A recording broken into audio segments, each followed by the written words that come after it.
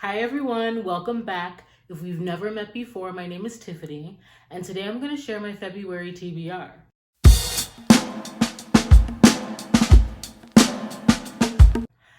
Now, I want to preface this by saying I am a mood reader. I have a very fast click trigger when it comes to buying books, and I'm easily influenced when it comes to my next read. So, this is a TBR for the books that I'm aware of at this point in time.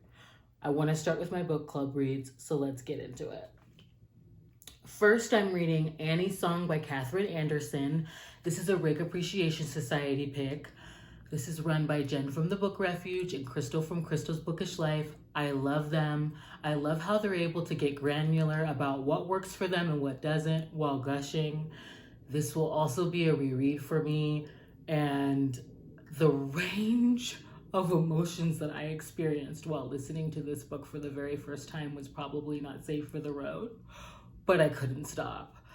I'll say Annie is a woman with a misunderstood disability, and after being assaulted pretty early on in the book, her attacker's brother does the honorable thing and marries her.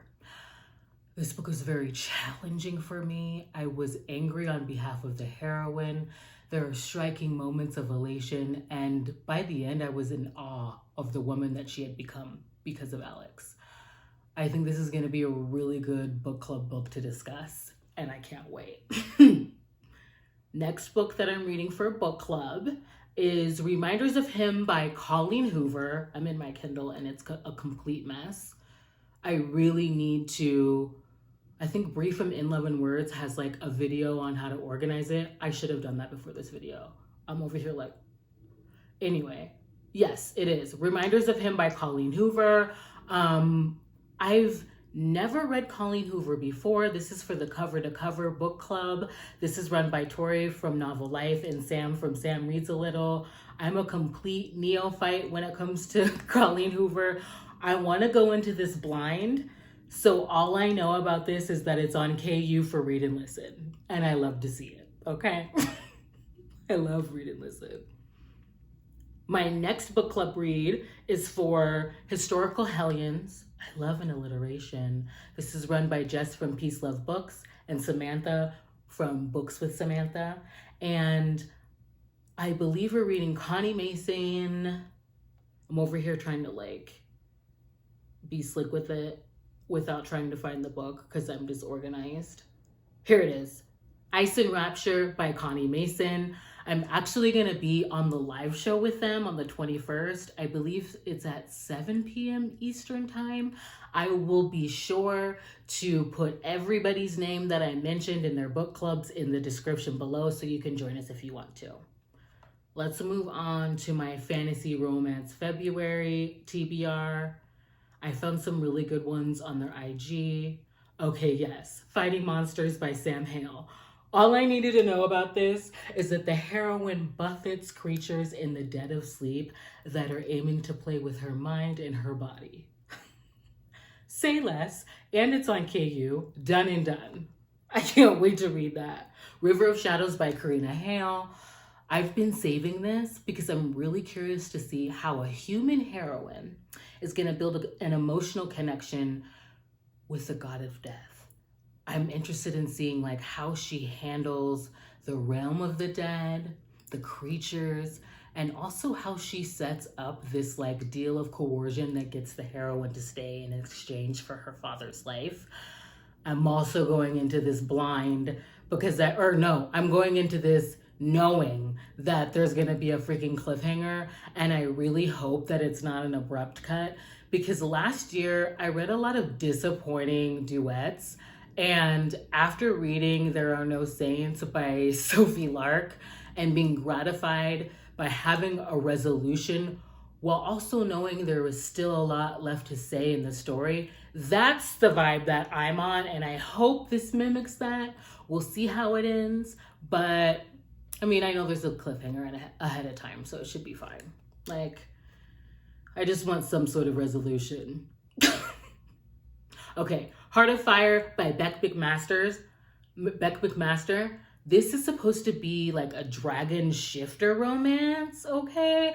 I heard that it's like action packed. There's a strong heroine and like an exiled, reclusive type of hero that's completely captivated by her. And I love a hero that's willing to kneel. So this should be a lot of fun. Heart of the Fae by Emma Hamm. Now, Crystal read this last year, I believe, for FaRoFeb and completely gushed. So I know I'm going to like it. I know I'm going to have a swoony emotional connection because she's amazing at clocking that. And this is a Beauty and the Beast retelling with Irish mythology, which is new for me. So I'm really excited for this. Forged in the Fire by Juliet Cross. I love Juliet. Juliet said, we're going to recover this. We're going to update the Steam. I'm so here for it. And I believe this heroine is like a vessel for the light, but because she's also a beacon for the demons that want to misuse her. That's all I need to know. I'm excited for that. And the last is Land of the Dead by R. Lee Smith. Now, I believe this was like an author hangout rec on Jen's channel. All I know is that she told me I should read it and she described the world as callous. So I'm intrigued. Let's move on to my new releases. Okay, now I can kind of see my rhyme or reason. I mean, I'm telling you, I need to organize this thing. Head Case by Onley James, duh. These are my sweet and swoony psychopathic serial killers. I think it was Jessin from Jessin Reads Romance that said that these are serial killer romances with a heartbeat, and we love an eloquent queen, because that's exactly it. And this one follows Asa. He's one of the twins, which should be very interesting because I've never seen them separated. And they're really like one soul split in two. So to add a third party to that is going to be a quagmire that I'm here for. I'm probably going to pick this up right after filming and start my first reading vlog with this. Like, I've been waiting to read it and I need to start. The next new release that I want to read is The Good Girl's Guide to Rakes by Ava Leigh. This is supposed to be like brother's best friend, a sexy deal and mentorship, probably forced proximity due to that tutelage that's gonna foster feelings. I cannot wait to read this. Ooh, Little Piece of Sass by Cleo Evans. This is a part of the Creature Cafe series where there's a matchmaker that they call the barista who has a knack for pairing souls that are fated. This is like a monster romance like series. They're novellas. They're very kinky, insta-levy on the part of the heroes that are monsters because they intrinsically know that they're fated. Like, and there's like an overarching like plot of mystery. And I think this one is supposed to be a menage with like primal play. And I'm pissed that I have to wait till the 22nd. I think of the ones that are out now, the first one is my favorite because it's a demon and he's a rigger. And I love riggers. I love how they explain the feeling of like the rope and the ribbon on the skin and how like contorted limbs can be turned into art. So definitely love the first one. And I can't wait for this newest one. Let's see how Oh, absolutely. For my holiday novellas, because I'm a hoe for a theme novella, I've always been like that. Ever since The Gauntlet, which is what I call my alma mater, I was so busy back then, I could never celebrate. So picking up a novella allowed me to feel like I was a part of. And I just like going into them with low expectations. If I can leave entertained, panting, and living for a new author, then it's a win. I like short, sweet or bonkers, sexy, and themed. So I'm not really sure how many of these I'm gonna pick up because I have a tendency to go in, but there are some new releases that I for sure wanna get to and we're gonna go over those. So the first is Claimed by Cupid by Dana. I read Dipped in Holly around Christmas last year. This is supposed to be a continuation of that story, and I loved the salt and pepper Dami vibes, so I have to get to this one. The next holiday novella is Sweet Girl by Jack Whitney. It's supposed to be about Cupid, but he's like retired his wings so he could live amongst humans and lure their souls through this like dating app that he created. And the heroine can't stand love or Valentine's Day, so I'm here for the challenge.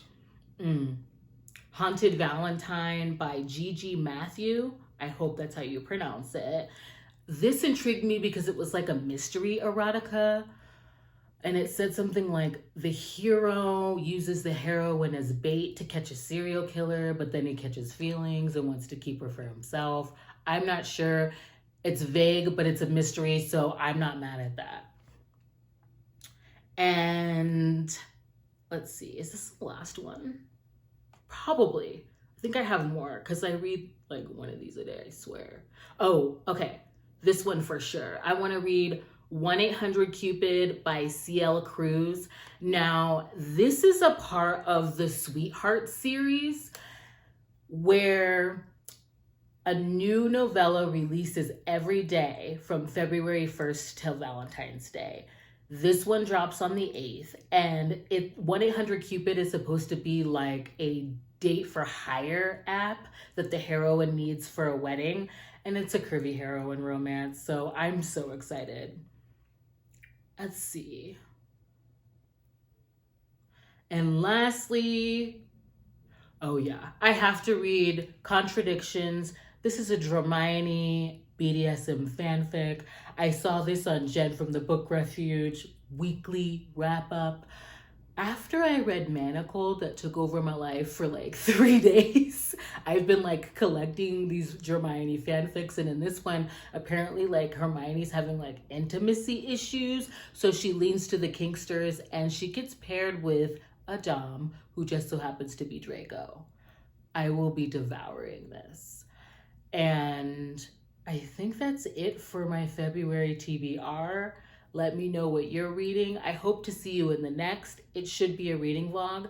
And thank you for joining me again and the support on my first video. You made my booktube birthday absolutely amazing. And I'll see you in the next one. Bye.